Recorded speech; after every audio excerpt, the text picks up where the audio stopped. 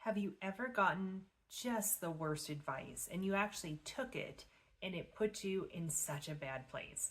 I have definitely gotten some bad advice in the past, and it put me back a long way, especially when I was building my career. I got some bad advice on how to build business. I got bad advice on how to network, all this stuff, and I had to learn on my own. And here's some really bad advice that we hear all the time, which is don't worry, you'll still have plenty of time. You're young, right? Well, I remember being 20 like that, and now I'm 42, almost 43 years old. So, yes, you might be young, you have some time, but you got to start moving. Otherwise, time's going to go like that, and you are not going to know what happened to you, and you haven't gotten started on whatever the thing is. Another piece of advice that I got is believe it and it will happen. Just believe. It doesn't happen. You have to take action. And sitting there and trying to manifest things without taking action is just a recipe for disaster. So you're probably wondering, why am I going through bad advice on things when we talk about financial stuff here? Well, today we are going to talk about bad financial advice you might have gotten when you were younger, you might get now, and why it's bad and why you need to think the opposite way. So if you are new here, hello, welcome. I'm Lisa. I'm a financial advisor. I have been doing this for over 13 years, almost 14. We're almost at 14 years. And I help people get to financial freedom as fast as possible, or at whatever speed they would like it. But most people say, get me there as fast as possible. So that's what we do. All right. So we all know that we've gotten some bad advice, but sometimes we don't know that these kind of myths that are out there are actually bad advice, or things that worked for our grandparents but don't necessarily work now. So let's get started on bad advice number 1. We're going to go through 6 of them. I decided to be a little bit of a rebel and go 6 rather than 5 or 7. 6. Here we go. So bad advice number 1 is buy now, pay later. This is a huge trend right now, this buy now, pay later kind of thing. We hear it all the time with, you hear it on furniture commercials all the time. Buy now, 0% interest, don't pay for 24 months. And it's so appealing because you're like, I need a new couch. I can't afford it now. Bada bing, bada boom. I get a new couch and I don't have to pay for it. And there's no interest. Yay. But the thing that happens with this buy now, pay later issue is that they start to add up, right? We take so many of these buy now, pay later things that we don't take the time to actually prepare for the purchase. And because of that, we end up having a lot go on to credit cards that we don't necessarily want. Interest rates on our credit cards might be higher at that point than it was when we purchased the couch to begin with. And, you're probably sitting there going, well, that's a big purchase. Of course I would take care of it. Well, this is happening a lot actually with different smaller items now. You can see that all the time on Amazon and different things. It might not be buy now, pay later, but it's like buy now and only pay a little bit now, and then we'll spread it out over 6 months, or we'll spread it out over a certain period of time. There are even programs that are going into, I've heard, like Walmart and stuff, where you can buy now, pay later, or buy in segments, kind of thing. And what ends up happening is you have all these like little monthly subscriptions that you forgot about that start eating away at your savings because you pile them up, $14 here, $12 here, $10 here. Pretty soon you're spending, $300 in buy now, pay later monthly payments that you weren't expecting. And that could go on your credit card, that could go on other things and cause problems. It makes it harder for you to know what you bought, when you bought it, how much you're going to have to pay. That's the basics of knowing your finances. You don't have to budget. I am not an advocate for people putting together an Excel spreadsheet and budgeting all the time. But I do think that you need to know what you're spending. And when you do this buy now, pay later, you kind of forget. I did a buy now, pay later kind of thing. I did one where it was broken up into 4 segments. I completely forgot that other payment was coming. And I was okay. I had the money to pay for it, but what if I didn't? What if I wasn't prepared for that? And this was a month that the credit card was a little higher than normal, and I was going to have a hard time making the minimum payment. Really, you shouldn't be making the minimum payment. You should be trying to pay off your credit card every month. That's a whole other thing. But the buy now, pay later thing is very enticing, but can be really bad to put in place. So, bad advice number 2 is you don't need an emergency fund. Now, nobody really says you don't need an emergency fund. Like, nobody really says that. But they say have as little cash as possible. Cash is a waste of space. It's not getting an interest rate to the point that you should be having it at. And just forget it. Just have as minimal cash as possible and invest everything that you can. Well, there's 2 problems with that. One is a liquidity issue, which is if something happens and you need to get to cash quickly, how are you going to do that? You're going to sell stocks, you're going to borrow from stocks, you're going to borrow from the equity in your home, you're going to buy, how are you going to get money? Those are not fast processes. They aren't. So if you need money now, it's going to be difficult to get those assets unwound to produce cash. Putting in a sales trade, oftentimes I can't get people money until like a couple days later, just depending on the investment that they're in, the settling of the cash, getting a bank link set up, or whatever else we are doing. It can take some time. So you do need to have that buffer for liquidity's sake. The other thing is that old world of zero coming on your cash isn't necessarily always present. We've done a video on high yield savings accounts. I tell you to go look at that as an option for something that will provide some interest rates now, on your cash, I should say. Now, a lot of people will say, well, Fed's lowering their rates, and so it's not going to be as good anymore.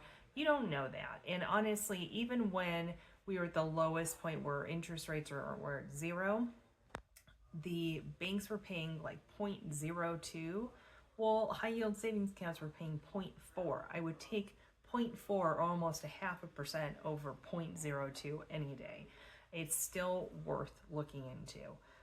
So to say that you shouldn't have an emergency fund or have any kind of cash on hand is just setting yourself up for stress, panic, and could be disaster depending on what's going on, right? You don't want to set yourself up for that. You want to be prepared and have a cushion. Have a little padding, right? That's what that is. All right, bad advice number 3 is put all your money in stocks. I do investments for a living, and I am telling you that that's not a great way to do it. You should have it diversified. Does that mean you need to buy bonds? No, but maybe you buy some stock, you have some cash, you have some real estate, you have some business enterprise that you're part of, or you started your own business. Nothing should ever hold all of your money. It is a really bad way to set yourself up.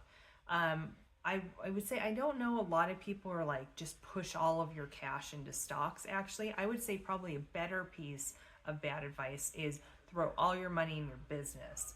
That has always, to me, well, not always, but it backfires a lot on people, because when you keep reinvesting all of your cash, all of your money back into the business, you think, oh, I'm going to do this and it's going to get a better sales price. But what if you're selling it in a time like 2020 or 2008 or even 2022 wasn't a great time to be buying a business? Or now, when the interest rates are high in 2024, yes, they're going to be lowering them. Interest rates are high and people can't get loans that easily anymore. So it doesn't mean that there's always a bad time for somebody to purchase your business, but businesses have ebbs and flows too. And if you hit a point where you have to sell your business, let's say you're going through a medical issue or family issue and you have to sell your business, you might not get that top dollar that you think you're going to. So don't throw all of your money into one type of asset, whether it's business, real estate, stocks, bonds, whatever it is. Should never all be in one place. Diversifying is going to help you overall make sure you get to where you're trying to get to. Insurance is a waste of money. That is number 4. Insurance can be a waste of money, and there are a lot of people out there selling insurance products that don't know anything about planning, don't know how to fit it into your plan at all, and it's really just about everybody should have this type of insurance. Like, right, we've all sat through those meetings. I have been I have sat through meetings like that too, and I sell insurance. I still had to sit through somebody trying to present, how their insurance was better than the insurance that I could sell myself. So I've been through that. I know the pain of doing insurance and getting insurance sales. But insurance, first and foremost, insurance is part of that buffer that we're talking about for an emergency fund. So don't skimp out on insurances that are protecting your home, protecting, a lot of people won't get renter's insurance. You should. If you're renting, you should get renter's insurance. People kind of try to skimp out on their health insurance or skimp out on and I don't say that you need to pay the highest price for everything, but I do think that you need to really make sure that you are covering what you need to cover. And so we don't do that well enough. We kind of take the lowest. We're like, how do we get the cost lower? Especially, in the last couple of years, as like auto insurance and home insurance is just skyrocketing. All we're doing is get my price lower, get my price lower. Well, the poor insurance people who are doing the best that they can, when they keep hearing get my insurance lower, they might be cutting out things that they don't know that you don't want cut to get the lower price that you're demanding from them. So make sure you understand what insurance that you are purchasing. And, some people say only buy permanent insurance for life insurance, only buy term insurance for life insurance. There's a balance. A lot of people that I work with sometimes want a little bit of permanent and a much bigger amount of term because that fits their budget better. It fits with what they're trying to accomplish. You can attach some long-term care maybe to the permanent insurance. So there's different things that permanent insurance is not always a waste of money. It depends on what you're trying to do. And should you buy all permanent, all term? It's usually a mix. It's just like what we talked about with where you should put your money in terms of investing. It's a mix of different things. So you don't want to be insurance rich and cash poor. That's the thing that people always are worried about. But make sure your insurance is doing two things. A, it's providing that coverage, that buffer that you are supposed to be getting with insurance. And B, then you take a look at the type of insurance, especially when it comes to life insurance, and making sure that you have the right balance for what you want in the long term. All right, number 5, cash is king. We hear that all the time. Cash is king. I should sit in cash. This is the opposite of the don't have an emergency fund people, right? There's always these two balances. It's always this like no cash or all cash, Cash is king. I've done a video about this before, and I talk about Duck McScrooge going through his waving through his coins and his cash in his vault, and that's what we think of cash as king.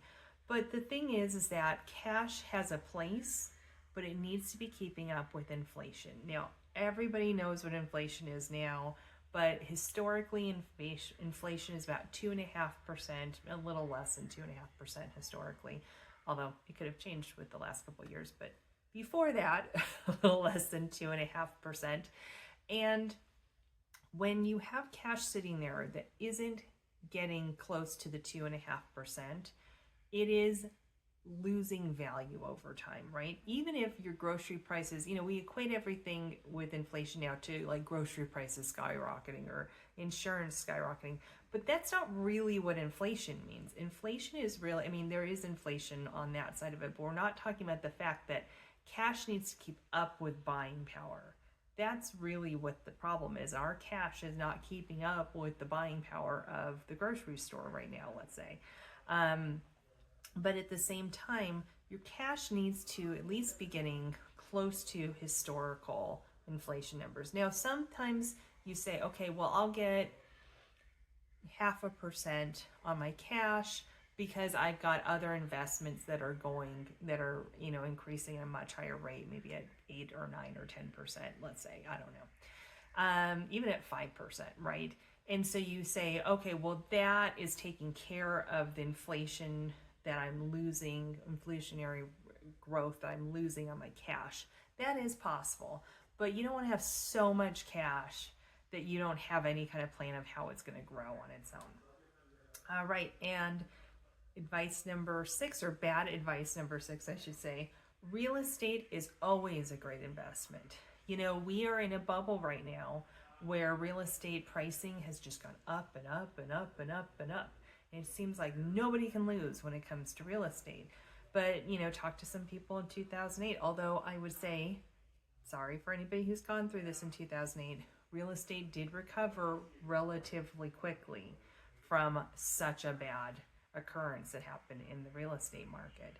But we have this idea that you can't lose money in real estate, and that's absolutely not true.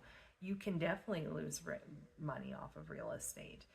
The real estate market's hurting quite a bit right now because people are afraid of losing money off of their homes because they don't think they're going to get the prices that they want because inflation or interest rates are so high and all those things. Things are weird in the housing market. Do I think that we're going to take a huge dive? I don't necessarily see that. I think it's actually going to happen more in the auto industry than it will in the housing industry right now, but that's another video. But essentially, we think that, you know, real estate's a, you know, just no problem, no issues, always goes up, and that's not true. People can make some really bad decisions when it comes to the type of mortgage that they take out, the amount of equity that they take out of the home, the amount of money that they put into the house. When people are looking at their rate of return, they never really do the math of like, how much money have you actually put into the house? How much money have you put into interest? You know, you buy a house for $500,000 with interest. Your house that you're actually purchasing, you pay maybe $750 for it instead of $500. So people aren't calculating any of this stuff into the rate of return that you're getting. And we just look at, I paid this, I sell it for this, look at that rate of return. That's not how that works. So is real estate a bad investment? No. But it is a balance with everything else. And to pour all your money into real estate because that can't lose is just not true. And that is probably one of the myths that are going around the most, especially in social media and stuff. You hear people trying to sell their business to you, trying to help you do real estate stuff. So real estate can be great, but it can be bad as well. So make sure you are critical when you are getting advice from people. See how that works for you. If it's a gut feeling that you don't feel good about that advice, that probably is advice you shouldn't take. Now, that's different than being fearful, is different than having a bad gut feeling when it comes to advice, especially financial advice. So I hope you enjoyed another video on this. Please let me know if I can help you avoid any of this bad advice that's out there. There's more out there. Let me tell you, I could do a whole video, like hours worth of this stuff. I could tell you stories that would make the hair on your arms go up. It's bad advice. But with that, we're going to close out the video. Thank you so much for staying to the end. I really appreciate it. Next video is going to be for those of you who want to retire early. Make sure you stay tuned for that next one because that's what we're going to be talking about. And let's end with a quote. So Sophocles said it best, "No enemy is worse than bad advice." Take care, and we'll see you in the next video. Bye-bye.